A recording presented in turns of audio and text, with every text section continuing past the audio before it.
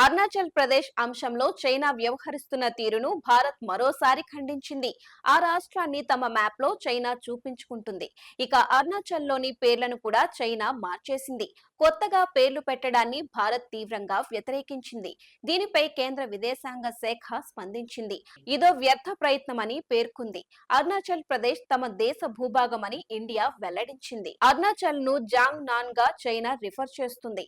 Tibet కు దక్షిణ భాగంగా తన మ్యాచ్ లో ప్రదర్శిస్తుంది. డ్రాగన్ చేస్తున్న ఆ ప్రయత్నాలు ఇండియా కొట్టివేసింది. పేర్లు మార్చే ప్రక్రియపై చర్యలు తీసుకోవాలని గతంలో రెండు దేశాల ప్రభుత్వాలు ఆదేశాలు ఇచ్చాయి.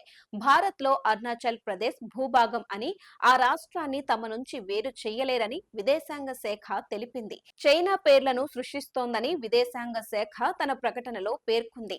ఇండియాలో అరుణాచల్ అంతర్గతమని విడదీయలేదని విదేశాంగ శాఖ తెలిపింది. గతేడాది ఏప్రిల్లో రెండు దేశాలు అనేక ప్రాంతాలకు పేర్లు పెట్టాయి.